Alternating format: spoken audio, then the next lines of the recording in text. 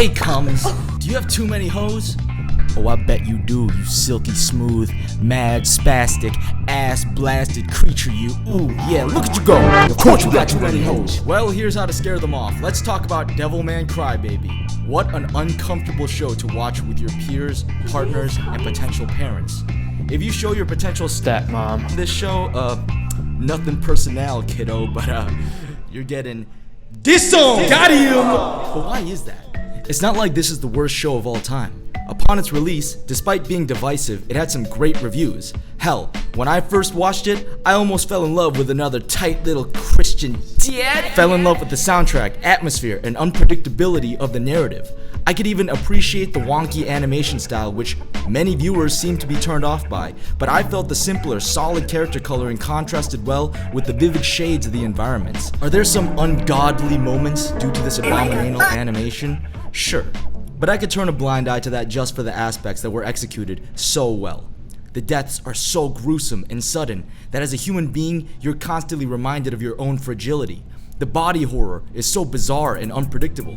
The series is able to maintain a viewer's sense of exhilaration and intrigue at whatever careening twist waits around the corner, all pushed forward by an imposing medley of orchestral instruments and synths that fill you with both a violent thrill and an overwhelming sense of dread, all culminating in one of the most heart-wrenching and human endings that still kicks the dick hole out of me on my third watch, which is why this show is the GOAT! And then you decide to watch the show with any other human being with even a crumb of critical thinking ability, and you realize, oh god, the show's like a 3 out of 10.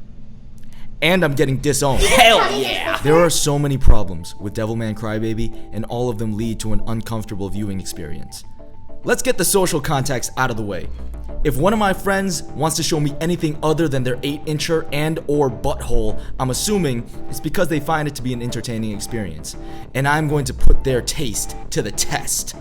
Oh my nuts. When you introduce a show to your people, they will rightfully be critical because, hey, they don't know all the cool twists and moments you do, and they'd rather be watching Scooby-Doo-Doo. You know how I know this? When I watched the first few episodes with my boys, none of us said a thing. Fucking crickets. And then they switched it to JoJo, and as I watched Bucciarati become the GOAT, I felt the burning shame of knowing my preferences as a human being were under scathing scrutiny. You dumb bitch, I thought to myself. How could I have been so foolish, so blind? How could I have overlooked this perfect quadfecta of assetry? Embarrassingly bad dialogue, brain-dead characters, edgelord plot, and the incredibly uncomfortable sexual scenes. And I'm not saying that you can't enjoy watching bad or uncomfortable things with others. Sometimes it's fun to laugh at how ridiculously atrocious a piece of media is.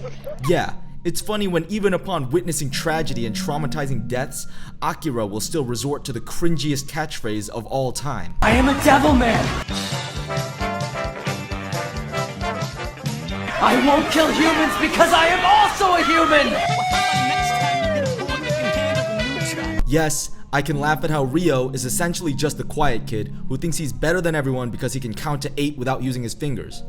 Of course, it's funny when you can tell the animation studio was given 2 nickels and half of a fucking pumpkin to make a scene. Look at this stupid show taking itself this seriously when there is so much that is unintentionally funny about it. But when you couple that tone-deaf attitude with the indefatigability of its disturbing and oftentimes disgusting sexual content, it becomes impossible to watch.